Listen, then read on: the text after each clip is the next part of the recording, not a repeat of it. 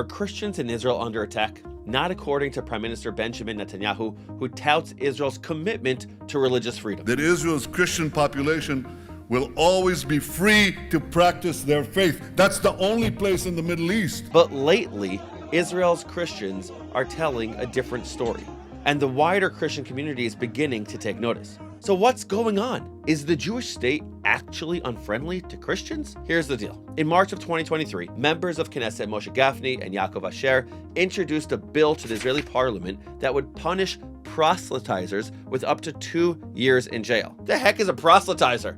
I couldn't even pronounce the word. Well, it's someone who tries to convert others to their religion. But let's be honest. While this bill can apply to any old proselytizer, it specifically singles out missionary groups, mainly Christians. Gafni and Asher, the sponsors of the bill, point out that they proposed this bill as a matter of course at the start of every session of Knesset. They had no expectation that it would pass, and Prime Minister Benjamin Netanyahu, who has long cultivated strong relationships with the Christian Zionist community, was very quick to reassure his evangelical allies that we will not advance any bill against the Christian community. Regardless of the status of the bill, we've got to ask, is this really an attack on Christianity? Well, it's complicated. See, Christianity has historically been a proselytizing religion. The New Testament is pretty explicit that Christians should, quote, go into all the world and make disciples of every nation.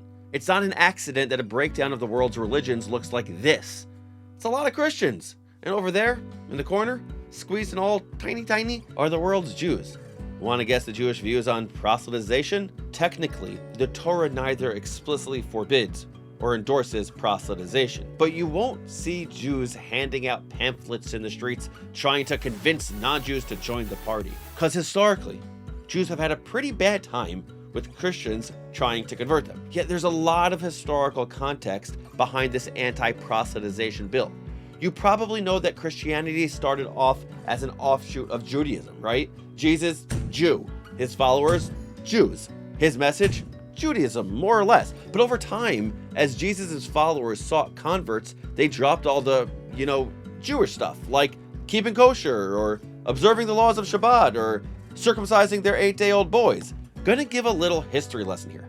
By the year 323, Christianity was very much its own thing, utterly distinct from its roots. It was also the state religion of the Roman Empire. And that is where this trouble really started. The Emperor Constantine instituted all sorts of anti-Jewish measures, though they would seem like a cakewalk when compared to what came later. Remember, by the 4th century, Jews had been exiled from their home for centuries. They were minorities everywhere they went, guests in other countries with no institutional power.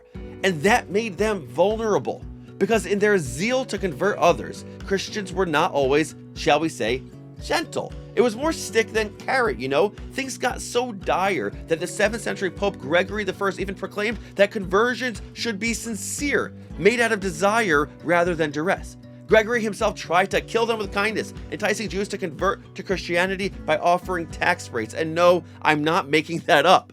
But somehow over the centuries, a lot of Christian countries conveniently lost Gregory's memo. We're talking about a wave of forced conversions in the 7th century, another in the 10th. Not to mention the rampant forced baptisms during the Crusades, or the anti-Jewish riots of 1391, which touched off the Spanish Inquisition a century later. For millennia, Jewish people have been given the very appealing choice of convert or die. Thanks. So yeah, Jews are a little sensitive about Christian evangelism, especially in weird, sneaky cases like this one. Yeah, you read that one right. That's an undercover missionary who lived for decades as an Orthodox Jew and got outed when his kids started proselytizing to their school friends. Not cool, guys. Find other hobbies. Pickleball is really in. Do that. But here's the thing. It's not the 7th century anymore, or the 10th, or the 14th, or yeah, you get the picture. The Jewish people have their own state. For the first time in thousands of years, they're a self-governed majority. And unfortunately, this anti-proselytization bill comes hot on the heels of a string of attacks on Christians in Israel.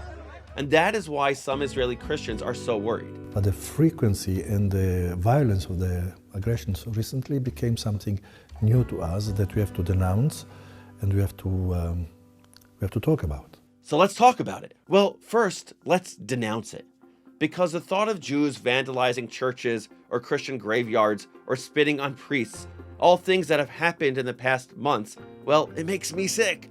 And I think it makes the vast majority of Jewish people sick as well. The Jewish people know exactly what it's like to be persecuted, vilified, tortured, murdered for their religion. And while Jews don't have to agree with the tenets of other faiths, in fact, they can strongly disagree, they do have to respect them.